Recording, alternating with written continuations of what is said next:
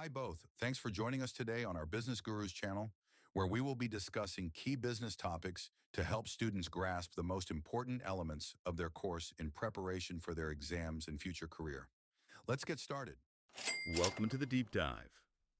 Today, we've got a really interesting stack of source material here, all focused on manufacturing efficiency, operational excellence, and we're going to distill what feels like the single most important, maybe strategic difference that sets apart the really high-performing companies.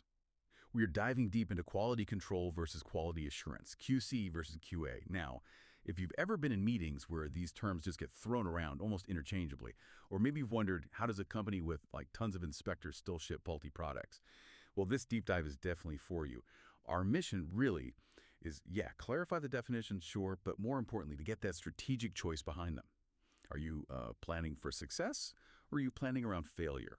Okay, let's unpack this. That's a great way to put it, because we are moving beyond just textbook definitions here. This distinction, it really defines a company's whole operational philosophy. It's fundamental. When you see QC and QA, you've got to realize you're looking at two totally different kinds of investments. Yeah. One's reactive, right? That's the often expensive cost of fixing things, remediation. The other, that's proactive.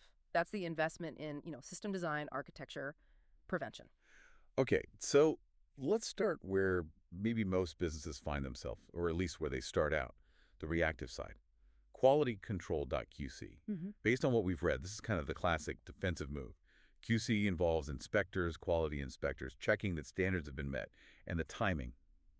This is key, isn't it? It happens at the end. Right. At the very end of the production process, it's the final gate, essentially. The core focus of quality control is reviewing the work after it's already been done. It's all about making sure the customer doesn't get something substandard. QC is, well, it's essential if your process isn't perfectly reliable. It's that last line of defense before it goes out the door. Okay, so if the focus is purely on the output, what are those QC teams actually doing? What tools are they using? It can't just be looking at it, right? Yeah. Especially for complex stuff. Oh, no, it's often highly technical. The sources mention inspection, testing, sampling. That's the overview. But in reality, you're looking at specific metrics, like acceptable quality limit, AQL. Heard of that? AQL.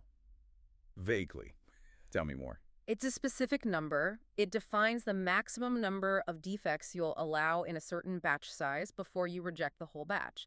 It essentially tells the inspector, look, you can let maybe 2 faulty units out of 100 through, but if you find 3, the whole lot gets stopped. Okay, so you're actually planning for a certain level of failure then. Exactly. And that right there highlights the main limitation of QC. You're accepting that flaws will happen. The goal isn't stopping them from being made. It's just catching them, detecting faulty output. Which leads straight to what you might call the waste tax, doesn't it?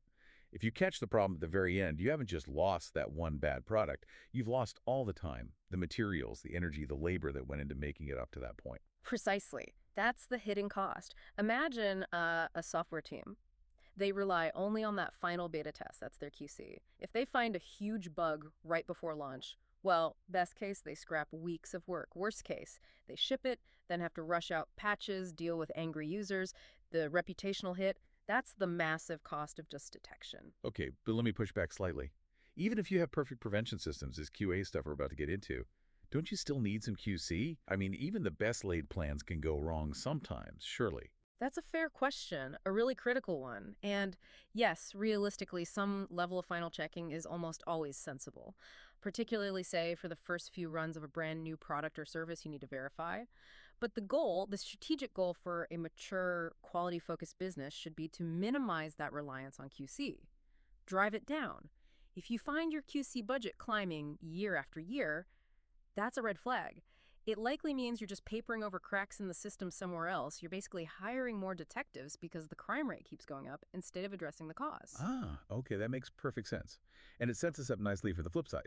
If QC is the expensive firefighting, let's look at the fire prevention strategy, the architect's approach maybe, quality assurance.QA. And this is where, for me, it gets really interesting because QA shifts the focus completely, right?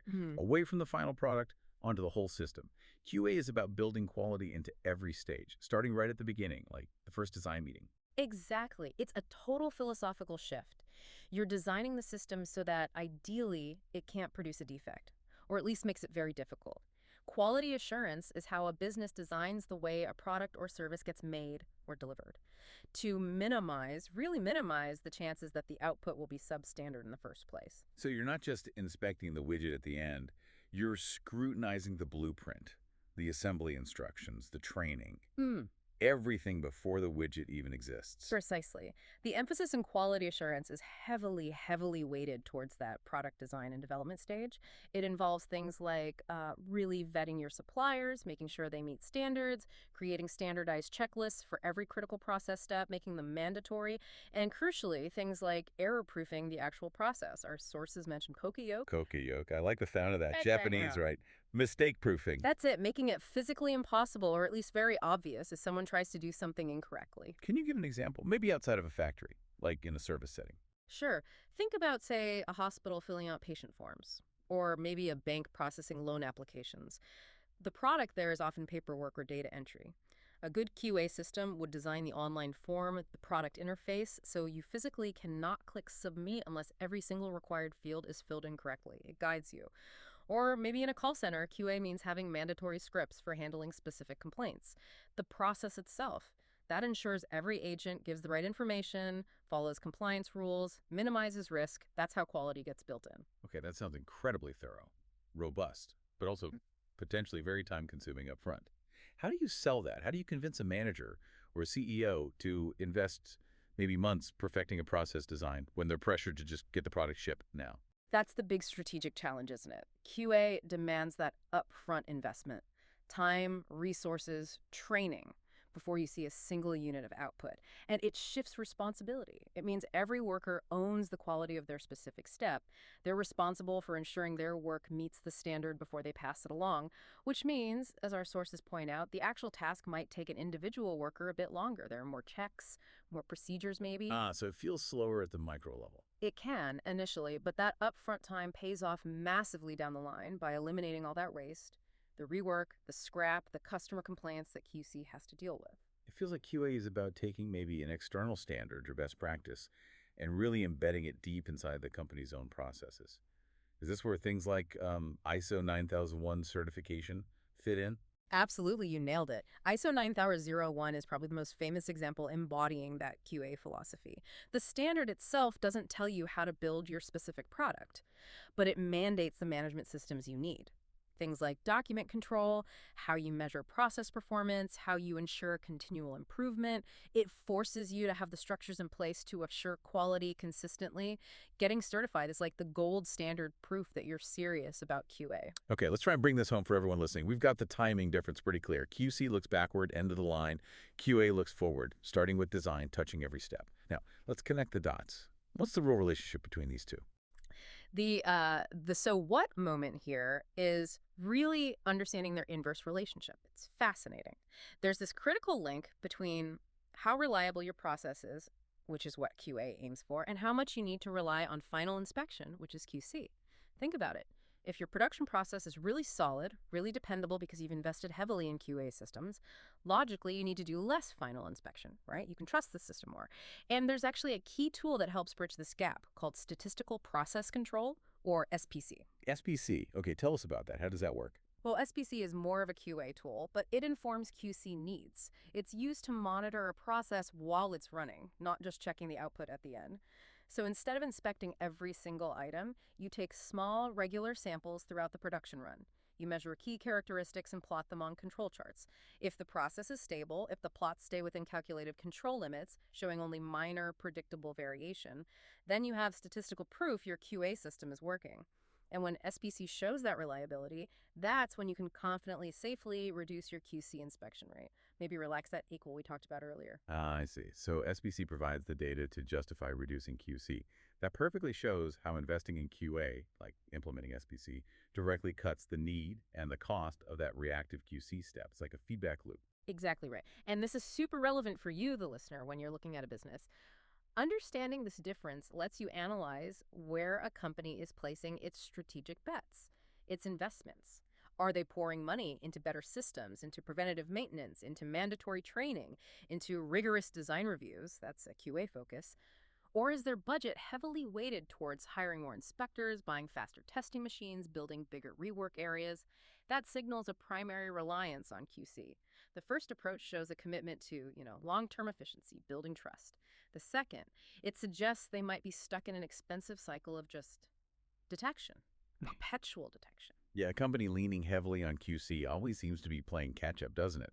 Whereas one really investing in QA is proactively building quality, maybe even as a competitive advantage. It absolutely shakes market perception, too. Customers aren't stupid. They figure out pretty quickly which brand focuses on designing out the errors Right. versus the one that seems to rely on just hoping to catch the mistakes before they ship. That trust factor is huge. That clarity is just invaluable. Okay, so we've really drawn the line. Quality control QC is about detecting faults, usually at the end. And quality assurance QA is about preventing faults by designing quality into the entire system right from the start. Detective work versus architectural design. Precisely. And that brings us to a final thought, something provocative maybe for you to consider. If we connect this back to the really big picture, understanding whether a company prioritizes prevention, QA, over detection, QC, or vice versa, that is absolutely fundamental to understanding its whole strategy regarding quality and competitive advantage. Is their quality approach building a foundation for sustainable efficiency and deep customer loyalty, or is it just trapping them in this constant resource draining cycle of firefighting? Something definitely worth thinking about next time you're looking at how a company operates, or even where you might want to invest. Thank you for joining us for this deep dive into the critical differences between QA and QC. We'll catch you next time. Thanks to both of you for joining us today. You've been listening to the Business Gurus. Let's now hand it over to you.